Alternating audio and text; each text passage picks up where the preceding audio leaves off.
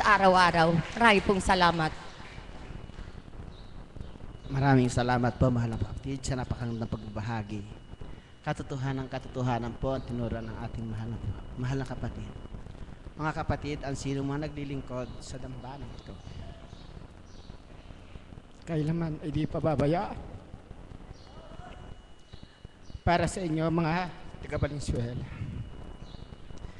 Yamang kayo ay tinawag at hinirang ng Diyos. Magpakatatag kayo sa inyong kalagayan. Sapagkat, ika nga po, ang inyong pagpapagal ay hindi masasayang. Sa inyong pagpapagal, tatabuhin po ninyo ang buhay na walang hanggan. Palakpakan po natin ang Diyos na buhay para sa mga taga-Valenzuela. Mga kapatid, ang susunod ko pong tatawagin ay isa pong alagad na para po sa akin ay isang huwaran. Para po sa akin. Napakalayo man niya, subalit sa tuwin ay naririto sa dambana. Huwaran ko rin po siya sa kanyang pananalig at pananampalataya. At huwaran ko po rin siya na kumikilala sa ating Diyos na buhay. Sabi nga po ng Banal na Espiritu, wala pong malayo na hindi nalalapit at walang malapit na hindi nalalayo. At ang ating pong kapatid dito, kahit na po napakalayo, sa tuwin ay naririto, sapagkat ika nga po, daman niya, na dito'y nananahan ang Banal na Espiritu sa katauhan ng ating mahal na Pukonsing.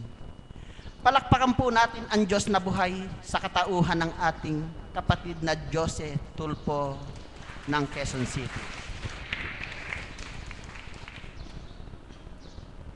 Magandang umaga sa ating lahat, mga kapatid ko. At ngayon po ay ganun pa rin, maganda pa rin ang panahon dahil lang nung mga nakaraan buwan, masyadong mainit. Napakadakilat, napakabuti ang Ama. Tinumbasan niya ng medyo ng malamig naman ngayon. At kailangan po natin na magkaroon ng parang neutral yung kainitan ng mga panahon na yun. Alam niyo po, meron po akong ibabahagi na ito po ay isang panaginip na nangyayari na po ngayon. Doon pong mga nakaraan na Miyerkules po ng umaga, Huwebes na po ng umaga yon. Napasilay po sa akin ng Ama na ang atin Divine Mercy ay magkakaroon po ng mga iba-iba chapter. At sinabi po ng Ama sa akin na, anak, huwag kayong mag-alala na hindi ko kayo pahihirapan ang pagpapalaganap ng aking banal na salita. Ako po wala akong kaalam-alam na nagkaroon na pala tayo ng isang chapter sa Florida. Ito po ay bago. Ay, Tita Tita Eva, Julian, na nagkaroon po kayo ng first vigil sa Florida. At natutuwa naman po ako na continuous po yung vigil nila sa Japan, yung Kapatiran Divine Mercy sa Japan. At ngayon po ay meron naman po tayong locally, pero masigasig po na tumutupad sa kapatid natin sa Kapatiran Divine Mercy, ang chapter po sa Valenzuela City. Congratulations po sa second anniversary po ninyo at nakakatuwa naman po na dito ninyo celebrate yung atin, yung inyong anniversary. At yun po ang pinasilay ng Ama sa akin. Sabi niya magkakaroon ng mga iba, sapagkat sinasabi po ng atin mahal na Apo na magtatagalog talaga siya kahit saan dako mapunta. At ang sabi po ng Ama, magkakaroon ng interpreter. Yun po ay naganap na po dahil meron po tayong isang nag-interpret po dito sa Hapon. Meron din naman pong nag-interpret sa German. Amen po ba yun? So, ang sabi po ng Ama, sa bawat IT o sa bawat kapatiran o kay sino man ang nanunood na ating gawain, magkakaroon ng isa na mag-i-interpret kung ano ang ating mensahe ng Espiritu sa katauhan ng ating mahal na Apo Kunching. Amen po ba yun? Palakpakan po natin ang Panginoon. Sapagkat lahat po yun na pinapasilay ng Ama ay nagkakatotoo dahil gusto po niyang ipalaganap ang kanyang salita sa pamamagitan ng internet at ang banal na espiritu sa katauhan ng ating mahal na Apo. Sa atin pong mga chapters sa Florida, sa Japan, Tita Au at saka kapatid na Irene, nasa Dubai po kayo, naway matouch naman po kayo ng banal na espiritu na kayo naman po ang mag-uumpisa ng Kapatiran Divine Mercy chapter sa Dubai. Amen po ba yun, Tita Au at saka kapatid na? At naway, at kapatid na Agnes naman sa Germany, naway mabigyan din po siya, matouch din siya ng atin ng banal na espiritu, na siya naman ay mag-uumpisa unti-unti sa chapter naman po ng Germany. Amen po ba yun? Lahat po ba tayo sang-ayon sa mga ganon, na unti-unti nagkakaroon na tayo ng iba't ibang chapters sa buong mundo? Sapagkat doon po ang magiging daan ang pagpunta ng banal na espiritu sa katauhan ng ating mahal na Apo Kunching upang ang buong mundo po ay malaman nila kung ano talaga ang layunin ng banal na espiritu para sa Ama. Ang Ama po ay naghihintay sa ating lahat upang tayo ay mapasa Kanya. Pag-uumpisa po tayo sa ating mga sarili, kagaya po ng ginagawa ninyo. Tapos at lahat po kayo, manalig po kayo na ang espiritu ay nasa inyo. At siguro naman po ay nadadama na rin po ninyo lahat yun, kaya po kayo hindi nabubuwag, kundi dumadami po kayo, di ba? Amen po ba yun?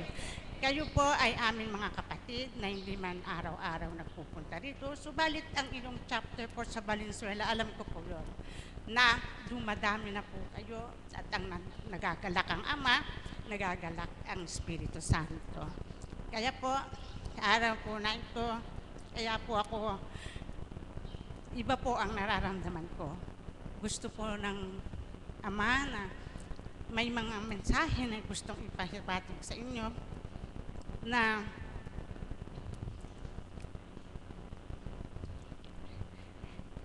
hindi po natin ninyo maintindihan, pero naway sa kaparaanan ng ibang aking kapatid, maaaring si Mami Beth o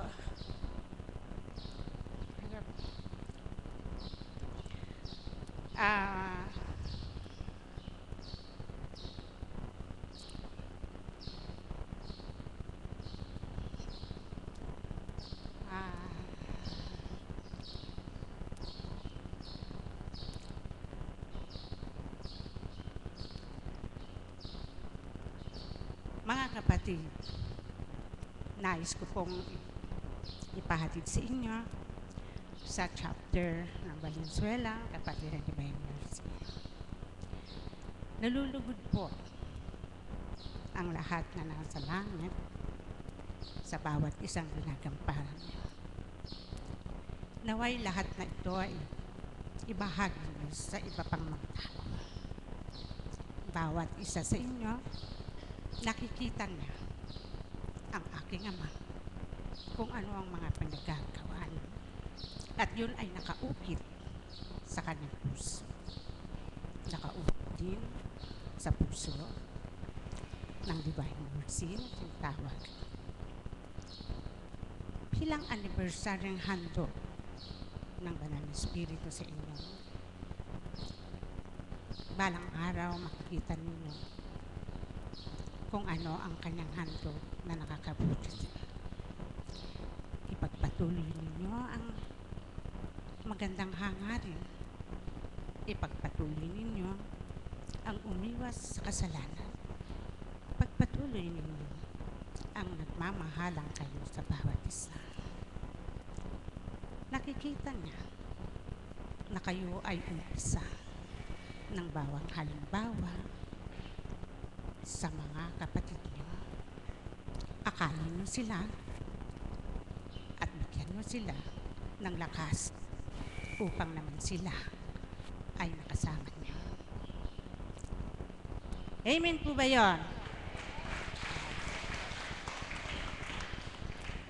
Kaya maraming salamat po sa lahat at magandang umaga po sa inyo. Maraming salamat po, mahal na kapatid, sa napakagandang pagbabahagi. Marahil mga kapatid, napansin po ninyo kung bakit binanggit ko po na ang ating kapatid na Josie Tulpo para sa akin na isang huwaran. Sapagkat siya po totoong napakalayo sa dambanang ito. Ako po, gasino pa kaya? Nariyan lang po ako kung bakit ako hindi man natin sa dambanang ito. At sa pananampalataya. Ang ating kapatid na Josie Tulpo ay nagkaroon siya ng mabigat na karamdaman. Subalit ika nga po, di siya nawala ng pag-asa. Ang bagay na yon ay kanyang nalampasan. At ngayon po, kung mapansin nyo, para wala po siyang naging karamdaman. Sino pa kaya po ako? Samantalang ating kapatid na Tulpo, napakarami ng pera. Ako, sa totoo, wala. Subalit ika nga po, sa kabila ng aking mga karamdaman o pagsubok na dumadatal sa buhay ko, nanatili po ako sa dambanang ito sapagkat ika nga po meron tayong doktor ng mga doktor. Walang dilit iba kundi ang Diyos na buhay. Palakpak po natin ang ating kapatid na Josie Tulpo. Mga kapatid, ang susunod ko pong tatawagin ay isa pa ring alagad na sa tuwin ay nababanggit ko po na sa tuwing aking magpapasilitator, tuwiran po siya hinuhugutan ko ng lakas at pananampalataya sapagkat ang bawat mensahe na kanyang ibinululuwal, ito po itinatanim ko sa puso't isipan kung kaya't ito'y naging karagdagan sa buhay pananampalataya ng inyong abang kapatid. Palakpakan po natin ang Diyos na buhay sa katauhan ng ating kapatid na Beth Chico.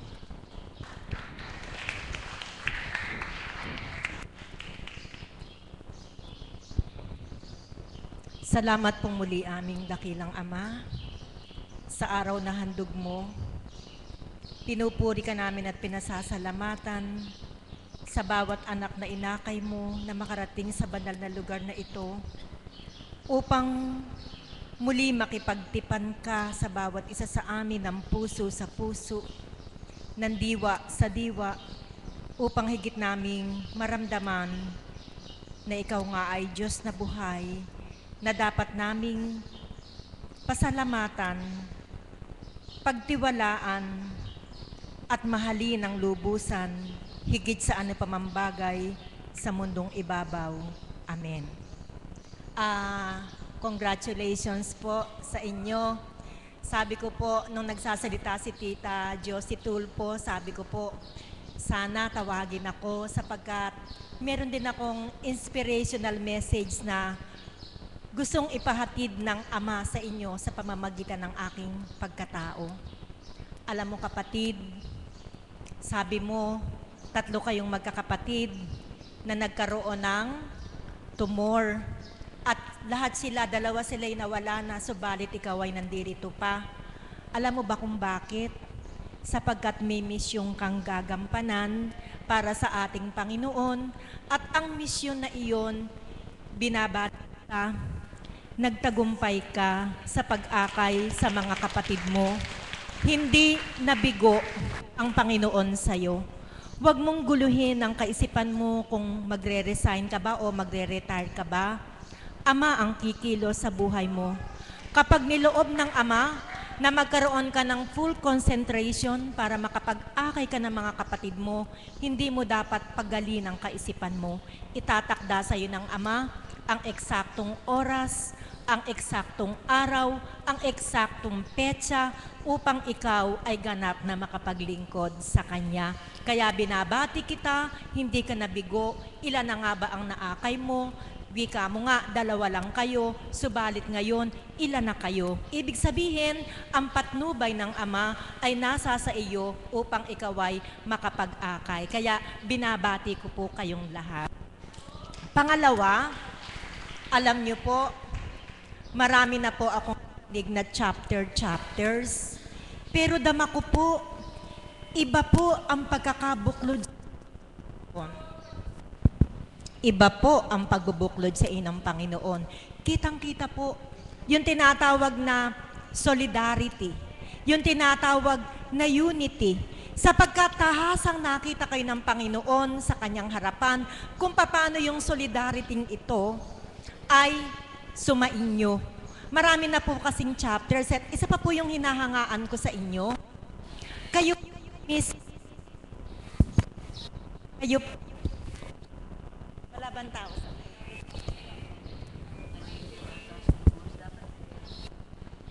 Kayo po mismo, sa sarili ninyo, nag-i-spend kayo ng time, nag-i-spend kayo ng effort, at nag-i-spend kayo ng kasabikan na makarating sa banal na lugar na ito. Ilang beses na po ba kayong pinuntahan ng banal na Espiritu sa katauhan ng ating mahal na Apo? Opo, isang beses. Mother, isang beses lang silang pinuntahan ng banal na Espiritu sa katauhan ng ating mahal na Apo. Pero tingnan natin kung paano sila nabubuklod na sa bawat linggo, nagmimithi sila na makarating dito. Sana po lahat ng chapters. Bakit po nakakapagbata sila na makarating dito kung kaya nila ang chapter? Kaya kitang-kita po talaga, daman-dama talaga kung paano kumikilos ang Panginoon sa inyo.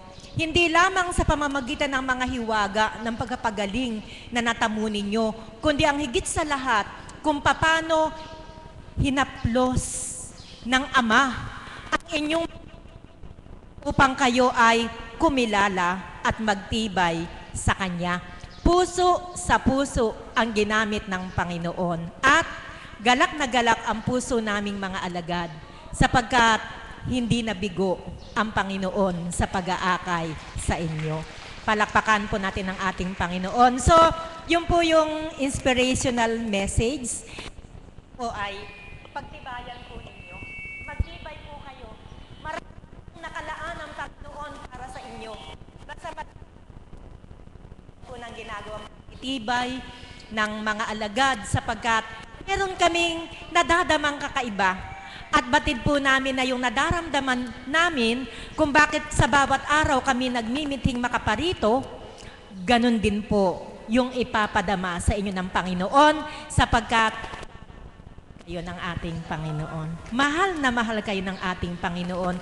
Kung hindi po kayo mahal ng Panginoon, medyo mahirap pong mag-ipon. Ayon nga po sa pahayag ninyo, isa-isa niyong pinupuntahan. Bukod po sa text, amen po ba? Tinetext pa, nagte-text pa kayo, pagkatapos pinupuntahan, wag po kayong mag-alala. Darating po yung araw, hindi nyo na po sila susunduin. Sila na po mismo ang magtitipon-tipon kayo sa isang lugar para sama-sama kayong makarating dito. Pagagaanin po ni God ang gampanin ninyo para hindi kayo masyadong mahirapan. Ganun po siya kumilo sa mga anak na tapat sa Kanya. Mga kapatid, walang tema si kapatid. Ano po? Wala pong tema si kapatid na ibinigay. Sabi nga po niya, bilang araw ng kalayaan, kaya ang bawat isa ay may kalayaan na maghayag kung paano nila tinanggap ang Panginoon sa kanilang buhay at kung paano kumilos ang Panginoon sa kanilang buhay. Kumikilos na po ba si God sa mga buhay ninyo? Yes, lahat po tayo, nakakaramdam po tayo kung paano po kumikilos ang Panginoon sa ating buhay. Huwag na po tayong maghintay ng napakalalaking milagro. Sa maliliit na kaparaanan, God moves in a very mysterious way. Amen po ba yon? Ako nga po kahit po sa panaginip, sabi ko nga po, God, talagang napakabait mo. Yung mga walang kakwentang-kwentang bagay kung maituturing, nararamdaman pa rin kita. Ganito po yun. Isang madaling araw na naginip po ako. Kung wala po ako sa Panginoon, baka po yung panaginip na ito ano ba yung sinasabi ng mga matatanda, yung mga nananaginip na hindi na nagigising? Bangungot. Yan. Siguro po, kung hindi ko po nakilala si God, baka po, kung hindi po ako mahal ni God, baka po binangungot na rin ako. Napanaginip ko po na ang kapatirang Divine Mercy, nagmisyon daw po tayo sa Africa. Layo, dulo ng mundo yon, Africa. Thinking na yung Africa, 10% lang ang Catholic doon. 90% mga Muslim doon. Subalit nag-mission po kami doon. Tumira po kami sa isang dormitory, sama-sama po kami mga alagad. Panaginip lang po ito ha. Kaya lang po, meron lang po akong gustong patunayan sa inyo sa pamamagitan ng panaginip. Nakikita ko po yung last day namin, yung mga kasama kong alagad, abalang-abala na sa pag-iimpake ng kanilang gamit. Ibig sabihin, pabalik na kami sa Pilipinas. Nang ako po ay mag-check-in na, para ipacheck yung bagahe ko, nawawala po yung passport ko. Maiiwan ako ng grupo sa bansang napakalayo. Ang Africa po ay napakalayo. Nung nakarating po ako doon, 27 hours, straight flight, walang stopover. So imagine niyo po kung gaano po kalayo yung lugar. Nawawala po yung passport ko. Sabi ko po kay kapatid na Marie, kapatid, nawawala yung passport ko. Sabi kong ganun sa kanya, paano ako makakauwi? Ano ang gagawin ko? Ang payo po sa akin ni kapatid na Marie, pumunta daw po ako sa consul ng Philippines sa Africa para sabihin ko daw po yung problema ko. Pero ang sabi po niya, kung hindi ka pakikinggan, maiiwan ka rito at mabibilanggo ka sa loob ng 7 araw. Yun po yung panaginip ko. Sabi ko, wow, ang layo ng bansang ito. Tapos maiiwanan ako, aalis na silang lahat, ako lang yung maiiwanan. Maiiwan ako sa bansa na ang tao ay puro itim, na ang mapuputi lang ay yung puti ng mata at yung kanilang ngipin.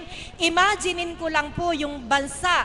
Okay lang po sana kung sa Singapore o kaya sa Japan, baka po sakaling matik, pero doon po sa napakalayong bansa na yon na puro itim ang tao, babangungutin po ako talaga. Worried na po ako talaga. Akala ko'y totoong-totoo. Ginising po ako ni God. Nang idilat ko po yung mata ko, nakita ko yung kapaligiran ng room ko, purihin ng Ama, panaginip lang pala. Yun po yung ibig kong sabihin, how God moves in a very mysterious way. Sabi ko nga po sa inyo, kung sa dati kong buhay, sa ganong malapis na pag-aalala, sigurado pong ako'y binangungot na. Abe, sa edad ko po ba naman na to, tapos yung mga kasama kong alagad nag-alisan ako lang yung maiiwanan sa Africa pa. Kaya po, purihin ng Ama, ginising po niya ako, nagkaroon po ako ng realization. Agad po ako nagpuri sa Kanya. Sabi ko, Ama, purihin ka at pasalamatan ka sapagkat ang lahat pala ay panaginip lamang. Mga kapatid, iyan po yung mga maliliit na kaparaanan kung paano kumikilos ang Panginoon sa ating buhay. Nawa po, madaman niyo siya. Wala ba kayong asin? Huwag kang mag-alala. Si God mismo ang gagawa ng kaparaanan para yung kailangan ninyo sa inyong pang-araw-araw na pamumuhay ay ibigay sa inyo. Hindi siya diretsong pupunta sa inyo, kapatid, tiyan mo ilalagyan mo ng asin, wala na kayong asin. Eto. Wala na kayong asukal, eto. Hindi po ganun ang pagkilos ng Ama. Ang Ama ay gagamit ng mga tao. Yung pong mga tao na yon na gagamitin ng Ama upang ibigay ang pangangailangan nyo, yun po yung tinatawag nating mga anghel sa buhay natin na isinusugo sa atin ng Ama. Kaya anuman po ang ating mga, sabi na nating problema sa buhay, mga pagdalisay na pinagdadaanan, sabi nga po, magpakatatag lang tayo. Sapagkat kung ganap kang nagtitiwala sa buhay na Diyos na sinusundan mo, walang hindi siya magagawa sa bawat isa sa atin sapagkat tayo ay mahal na mahal niya. Nawa po, mga kapatid, ang aking kaprasong mensahe, alam ko po na marami pang dapat magbahagi, lalo na po sa mga taga Valenzuela. Nawa po yung maliit kong binahagi sa inyo ay magbigay ng inspirasyon upang tayo ay magpakatatag na kailanman kung tayo magiging tapat sa Kanya, never niya tayong pababayaan sapagkat mahal na mahal tayo ng Diyos na ating sinusundan. Magandang umaga po at maraming salamat. Maraming salamat po, Tita Beth, sa napakagandang pagbahagi. Mga kapatid, sa mga tinura ng ating mahal na kapatid, pag nilaya nyo po, ito'y magkakaroon kayo ng karagdagan bilang pananampalataya sa inyong pamumuhay. Ang susunod ko pong tatawagin, palakpakan po natin ang Diyos na buhay. Ito po ay isa pa rin hinuhugutan ko ng lakas sa pananampalataya. Sapagkat sa tuwin na mula po ako napunta rito sa dakong ito, sa tuwin na nakikita ko po sa dambanang ito, at napakabigat po ng kanyang tungkulin sa doon po sa ika nga po siya po ang nangangasiwa sa ika nga po pinangangalagaan po niya ang mga alagad. Ito po ay ang ating kapatid na dilit walang iba po, ang ating kapatid na mother of the house.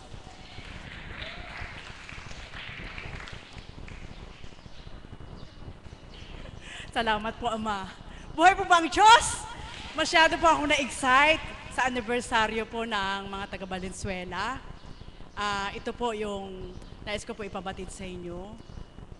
Papuri sa amay walang katapusan, na ang bawat isa sa inyo ay may kanya-kanyang dinadala, subalit di mabanaag sa inyong mga itsura. Amen po ba yun? Buhay po ba ang Diyos? Kaya ang pasubali ng Ama, patuloy lang po kayong manahan.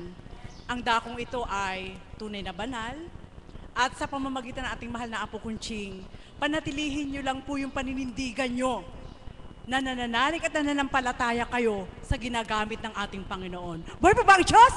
Sapagkat kung ito po yung panghahawakan nyo, yung paninindigan na ito, marami pa po siya ipapakita, sabi nga ni Mami Beth. Marami pa siyang ipasisila at ipapadama sa inyo. Sapagkat minsan lang siyang dumaan. At kami po ay naramdaman po namin kahit isang beses lang pong dumalaw ng Espiritu sa katawan nating mahal na Apo Kunching, damang-dama po namin kung gaanong ang paglingap at galak ng ating Panginoon na kayo limangapin sa Valenzuela. Amen po ba yun? Kaya maligayang bati po sa inyong anniversary. Welcome po. Pagtitibay lang po. Matirang matibay. Laban. Buhay po ba ang Diyos? Alam niyo po, sabi ko kanina, kasama ko po sabi ko kay kapatid na Merna, sana bigyan ako ng pagkakataon ng pagpagbahagi. Napakahalaga po ito na sabi ko nga, bawat araw, ang aking ginagampanan ay pinagninilayan sapagkat ito po yung nagpapalalim sa bawat pagtupad, sa bawat araw. Na makikita mo na mayroon kang pakinabang sa iyong ginagawa at sa pagtitiwala mo sa Diyos. Kapag ikaw ay nakapagnilay, makikita mo ang pakinabang. Amen po ba yun? At bakit ako naka-uniform na kagaya po ninyo? Butas po ang aking uniforms. Talaga pong makikita mo, hindi mo na maasikaso. Ano po? Sa dami ng gampanin na lalakad na ako kanina, mabuti nakita ng aking alaga na bata. Ay, si Mami, kita ang legs. Simula dito, biyak. Buhay po ba ang Diyos? Amen po ba yun? Kaya, mga kapatid, ano po yung nais ko pong ibahagi sa inyo? Isang pagtitibay lang po na maaari nyo pong pagnilayan din. Ako po sa edad na 47, ngayon po ako uli na nabalik sa dati na mayroon akong hinahatid na nursery, yung aking alaga. At alam niyo po ba, nagtanong ako kay God, ano ang aking magiging gampanin? Bakit ako muli mong inilagay nitong sitwasyon? Na syempre po, taong-taong gampanin po yon at bata ang aking kasama. Maghihintay ka sa labas ng 2 oras at ang kasama mo yung mga mamis na alam mo na ang pandaman nila is mundo. Amen po ba yon? Alam niyo po ba, unang araw, ito po ay, alam ko magkakaroon ng kaukulang kaugnayan sa mensahe ng Banal na Espiritu sa katawan nating mahal na Apo Kunching. Nakita ko po yung aking alaga na nilaga ko. At syempre po, bilang magulang, naroon po yung kaukulan na kailangan ko bang ipagkatiwala sa tao, yung alaga ko. Samantalang ako bilang tao, alam ko kung paano ko siya pinangalagaan. Amen po ba yun? At alam ko po kung paano siya pinangalagaan ng ating Panginoon. Hindi po ako mapakali. Sapagkat, syempre po, naroon yung bilang pagkatao, bilang isang kapatid na Marisa, hindi matutugunan yung paglingap ko doon sa alaga ko kung ilalaga ko lang doon sa eskwelahan. Subalit salamat sa Ama, unang araw, ito po pag nilayan nyo, may mensahe po ito. Ang aking alaga ay hindi po siya sanay na nakikihalubilo sa mga bata sapagkat nag-iisa lang po siya sa tahanan namin at kami po yung kasama. At nang unang araw, inilagay ko po siya sa eskwelahan, nakamasid lang po siya, hindi siya nagsasalita. Pag tinatanong siya ng teacher, tumatango lang siya, walang boses. Siyempre po akong bilang magulang, kilala ko siya eh. Mataray siya sa amin, Madaldal siya sa amin, pero pagdating doon, wala siyang boses. Eto na, pagkatapos po noon, after 2 hours, lumabas na. Sabi ko sa aking anak, sabi ko doon sa pamangkin ko, anak, bakit ayaw mo magsalita? Sabi ko sa kanya, parang naiiba naman yung pakiramdam ko, parang nakakaramdam ako ng pagod. Sapagkat gusto kitang makita nagsasalita sa harapan ng maraming bata. Ano po, may pagninilay po yan. Iyan po yung unang araw. Pangalawang araw, pagdating po namin sa bahay, sinabi ko po kay kapatid na Pearl at sa isang kapatid ko, sabi ko, naku kapatid na Marie, yung inaanak mo, ayaw magsalita. Pagdating dito, nang-aaway. Ano po, mataray. Siyempre, ayaw ko po ng ganon. Tinakot ko po siya, sabi ko, sige, pag ganyan ang gagawin mo na hindi ka nagsasalita sa school at dito ka lang mataray, hindi na kita ipapasok sa school. Alam niyo po kung anong sagot sa akin? Mami, ayoko nang pumasok sa school. Buhay pa ba ang Diyos? May po ba yun? Naku, ngayon ang natakot. Binalik sa akin eh. Naku anak, sabi ko, naku anak, hindi. Bukas magsasalita ka na hanggang kung ano-ano pong salita yung bilang bata, ano po. Sabi ko sa kanya, o bukas, alam niyo po, yung tinuturo ng teacher, ako po nagtuturo sa kanya. O sige, ganito ha, alam niyo po, nakilala ko yung sarili ko na sa pagkatao ako. Subalit may pinagninilay sa akin ng ating Panginoon. Pangalawang araw, o sige anak, maaga kong gumising. Tapos po, binihisan ko siya. Sa tricycle pa lang kami, nagdasal na kami. Anak, sabi ko, idadasal kita kay God na bibigyan kanya ng tinig at magiging komportable ka na doon sa ginagalawan mo. Dinilaga ko po sa loob. Tinitingnan po niya ako. Parang sinasabi niya sa akin na, diyan ka lang mami, huwag kang umalis. Ano po, tinawag na po siya, nagsalita naman po siya. Maliit lang yung tinig niya. Ano daw po yung sounds na, nga, ganun, ano po. Tinanong po siya, sabi niya, baka po. Ganun po. Siyempre nagalak ako, may tinig na po, ano po. Eto na po, tinanong uli ni teacher, sabi niya, sige, tumayo kayo, ganito. May aral po ito mga kapatid, nagmamasid lang ako. Hanggang, sabi nung teacher, kayo mga mami, hindi na kayo pwedeng tumingin sa mga anak nyo. Hindi yan matututo, lumabas kayo, lumabas. Lumabas po kami sa labas. E di syempre, nakita nung mga bata, nag-iyakan po ngayon yung iba. Nag-iyakan po talaga. Syempre bilang magulang, tinitingnan ko yung alaga ko. Parang pakiramdam ko, sabi siguro ng alaga ko, iyakan kayo pero ako tahimik lang. Parang ganun po. At nang tinawag uli siya, nagsalita uli siya. Eto na, pangalawang araw po yung pauwi na kami. Anak, sobrang galak ng puso ko. Sabi ko kasi narinig ko yung tinig mo. Bukas pagbutihin mo na ha. Sabi ko pagbutihin mo bukas, tuturuan kita ng ganito, ganyan. So sa madaling salita, yung lumbay ko nung unang araw, naibsan at nakarinig ako ng tinig niya. Nung pangatlong araw, eto na, sabi ni kapatid na Pearl, Mother, hindi ko maubos maisip na ganyan kakabisi ngayon. Alam niyo po ba? Talaga po, hindi ko dinana sa aking anak. At ayan po, sa aking pamangkin, sa aking alaga. Siyempre, papasok po kami, maputik po yung labas. So, tatanggalin mo ngayon yung tsinelas. Mabuti kung ganito po kalinis. Ano po? Umuwi po ako sa tahanan namin, ang daming putik ng aking paa. Ang sabi ni kapatid na Pearl, natatawa po talaga ako sa inyo. Tao po kayo. Buhay mo ba ang Diyos? Alam niyo po, pangatlong araw, nagnilay ako, pinagmasdan ko. Sabi ko, Ama, ipatag mo na ang aking kalooban na ilagak siya sa eskwelahan. Hindi ko hahanapin kung ano yung pag-aruga ko sa kanya. Subalit pinagtitiwalaan ko po yung guro na ibinigay mo sa kanya. At kung paano yung kaukulan na marami man sila, galak sa puso ko na ikaw ang papatnubay sa kanilang lahat, hindi lang sa alaga ko. At nang tumawag na, andun na sa labas ang mga mami. Sumisilip ako ngayon sa kurtina. Hindi niya ako nakikita. Sumisilip ako sa kurtina kung anong ginagawa. Ayun, sumasabay na siyang sumayaw. Andun na yung nagpe-pray na sila. Alam niyo po, sobrang galak ng puso ko. Bakit ko po ito binahayag sa inyo? Nangusap po ang banal na Espiritu sa aking kaisipan. Anak, ganyan din ako. Kapag ang mga anak ko'y tumatanggap ng salita ko at ito'y isinasabuhay, sobrang galak ng puso ko. Buhay pa ba ang Diyos? Amen po ba yun? Sapagkat, totoo naman po, hindi po sapat yung makinig lang at maupo tayo na hindi natin ginagampanan yung kung ano yung nais ipahiwatig ng ating Panginoon. Kaya kung paano akong nagalak nung pangatlong araw na siya nagsalita, sumayaw-sayaw, at nakahalubilo sa mga bata, nawala yung worries ko. Pwede ko na siyang iwanan doon sa guro na ibinigay sa kanya ng Panginoon. Sapagkat tinura ng Ama, ganyan din anak. Hindi ako masisilayan ng tao kung paano akong sumisilip sa daigdig. Amen? At hindi rin ako masisilayan ng tao kung paano ako nakamasid sa kanyang ginagawa.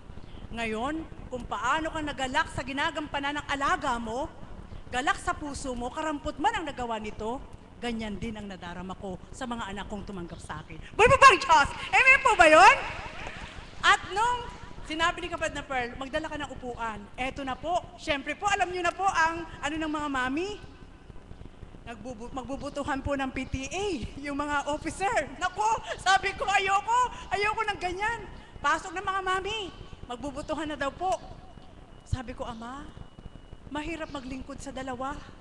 Naway ilayo mo ako sa ganitong gampanin. Di baling sa puso ko, di baling sumuporta na lang ako. Okay lang, mag-cleaner ako ng room nila, kaya kong gawin. Subalit yung magmi-meeting na ganito, meeting ng tao, meeting ng tao, ayoko. Ganun po, ano po. Eto na, nag-election na ngayon. Kayo po, mami, sabi nung teacher, baka pwede po kayo maging presidente. Ay, hindi po. Sabi ko, wala po kasi akong alam dyan eh. Sabi ko, ito, tagapag-alaga lang po ako. Pwede ba ang Diyos? Amen po ba yun? Inisip ko na kaagad. Kapag may meeting na ganito, araw ng gawain, hindi ako makaka-attend. Amen po ba yun? Hanggang pinagmasdan ko po, mabuti nga, pinadala ako ni kapatid na Pearl ng upuan, andun lang ako sa isang tabi. Siyempre, maririnig mo yung kwentuhan ng mga mami, sadyang balik mundo. Andun ang bla bla bla bla bla, Ama. Naway ipagkaloob mo sa akin ang mami na kaugnay ng aking puso na mula sa iyo. Sapagkat ganito pala iparirinig mo sa akin. Siyempre, andun na lahat ng kwentuhan tao. Kaya purihin ang ating Panginoon. Mga kapatid, napakahalaga ng bahagi ng Diyos. Habang ako'y nakaupo, nakatingala ako sa kalangitan, at sa oras ng aking pagtingala, sadyang hindi nawawala ang Diyos. Amen po ba yun?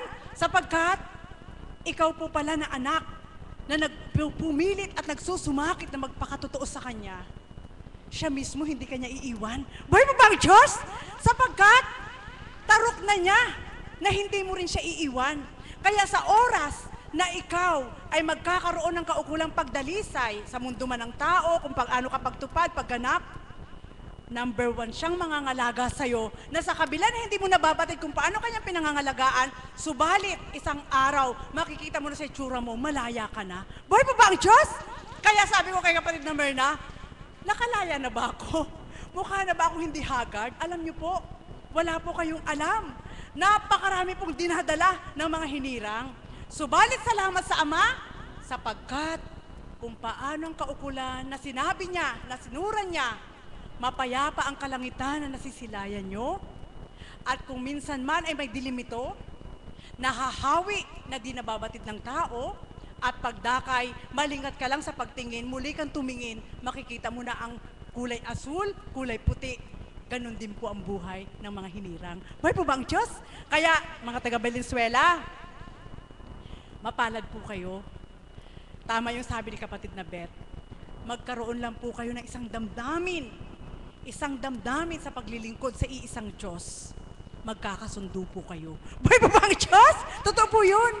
Mata sa mata, puso sa puso, kahit hindi na gamitin yung bibig. Amen po ba yun?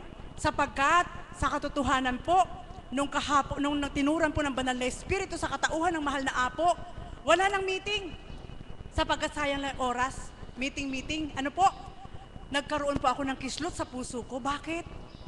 Sapagkat, naramdaman ko na parang sinabi ng Diyos, ipapaubaya ko na kayo sa mga asong gubat, sapagkat hindi ako nagkulang sa inyo na kayo'y aralan.